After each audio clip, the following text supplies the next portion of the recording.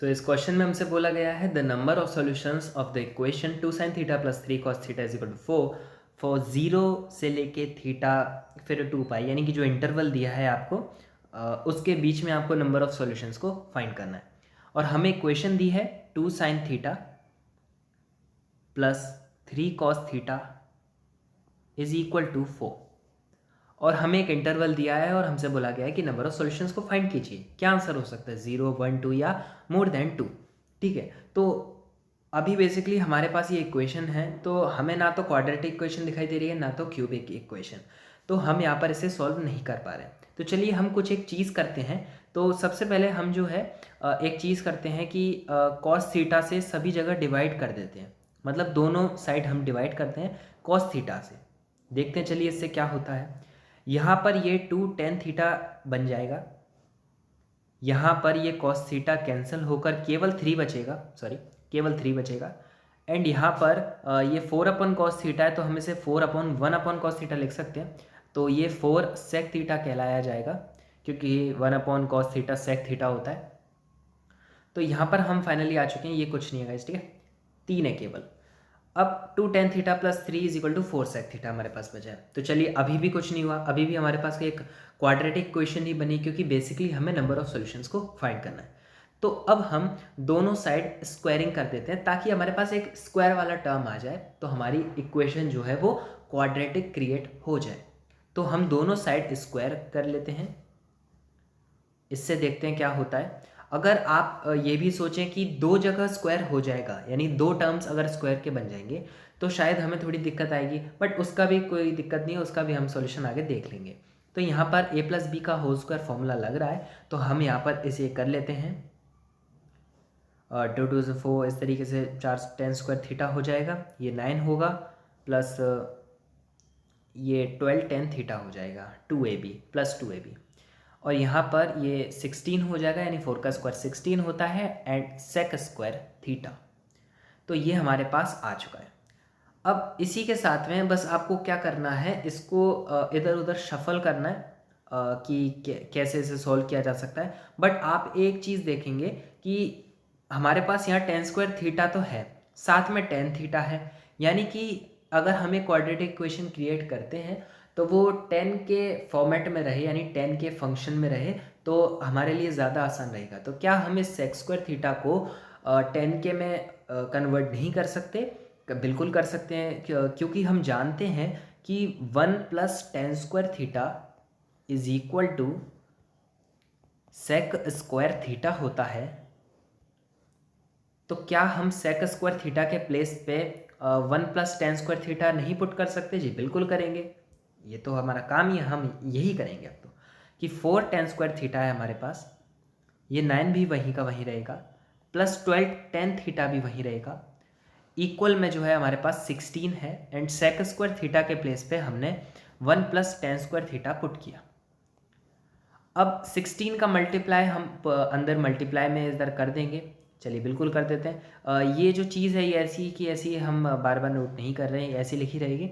16 का अंदर मल्टीप्लाई किया तो एक 16 कम 16 हुआ, और 16 का फिर अंदर गुणा tan स्क्वायर थीटा से किया, तो 16 tan स्क्वायर थीटा हमारे पास आ गया।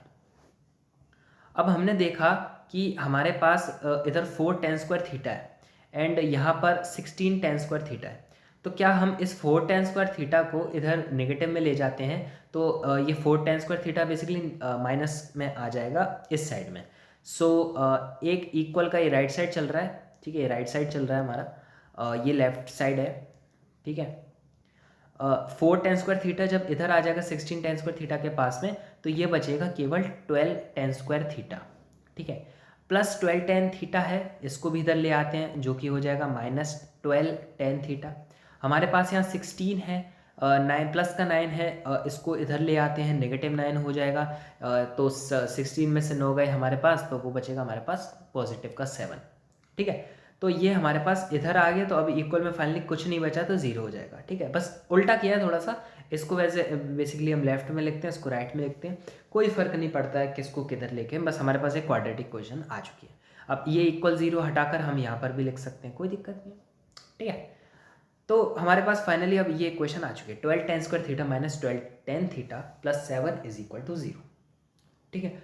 अब आपको यहाँ करना क्या है, सॉल्यूशंस को फाइंड करना है, यानी कि tan theta is equal to आपको वैल्यूज चाहिए, कितने हो सकते हैं उनके आपको नंबर बताने हैं, 0 1 2 या मोर देन 2। तो यहाँ पर सबसे पहले अगर आप सॉल्यूशंस को निकाल ही रहे हैं तो आप एक चीज़ कर सकते हैं, रिस्क ना लेकर इस तरीके से, मतलब रिस्क अगर आप लेते हैं तो आप इसको डायरेक्टली सॉल्यूशन करना स्टार्ट कर सकते हैं और आप सॉल्यूशंस को फाइंड करना स्टार्ट कर सकते हैं। बट आपको एक मैं हिंट दूंगा और एक टिप भी दूंगा कि ऐसे टाइम वेस्टिंग जो चीज़ होगी या आपका उसमें नुकसान होगा वो ना हो, मतलब बेसिकली नुकसान ना हो आपका। तो उसके लिए हम क्या कर सकते हैं कि सबसे पहले हम इसका डिस्क्रिमिनेंट फाइंड करेंगे।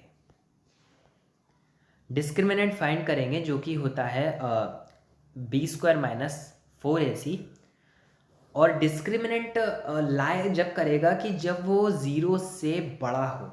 ये इम्पॉर्टेंट चीज़ है कि 0 से बड़ा होना चाहिए, ठीक है। अभी सॉल्यूशंस के नज़र के हिसाब से ये 0 से बड़ा होना चाहिए।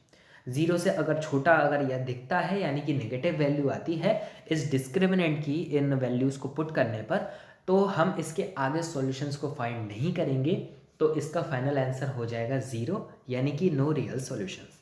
तो चलिए आइए देखते हैं। यहाँ पर b की वैल्यू हमें जैसा कि दिखाई दे रही है -12 है, तो -12 का स्क्वायर करा हमने 144 -4, a की वैल्यू हमारे पास यहाँ पर 12 है 12, और c की वैल्यू हमारे पास यहाँ 7 है, तो 7 रखा हमने।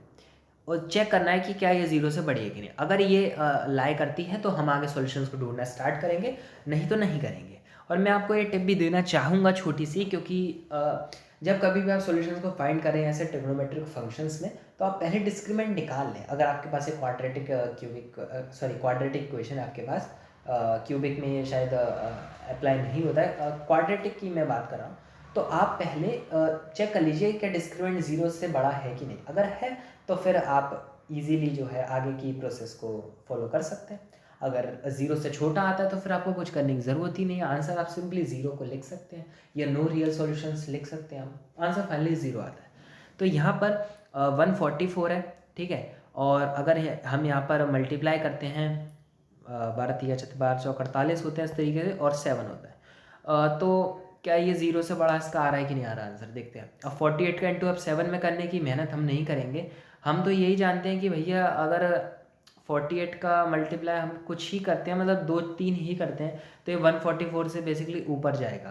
तो अगर ये बड़ा है और ये 144 है तो ऑब्वियसली आपकी कोई नेगेटिव वैल्यू आएगी यहाँ पर, ये नेगेटिव वैल्यू आएगी यहाँ पर आपकी, जो कि 0 से बड़ी कभी नहीं हो सकती, ठीक है। तो आपका डिस्क्रिमिनेंट जो है वो लाई बिल्कुल भी नहीं कर रहा है, 0 से बड़ा नहीं आ रहा है, तो हम यहाँ पर सॉल्यूशंस को फाइंड नहीं करेंगे। No such solutions are there in this equation, तो इसका फाइनल आंसर ए होगा 0, because there are no such real solutions because the discriminant is greater than 0, ठीक है। तो फाइनली इसका आंसर आ रहा है 0, A is the correct answer. And thank you so much for watching this video. Subscribe कर दीजिएगा इस चैनल को for more amazing this videos. Thank you.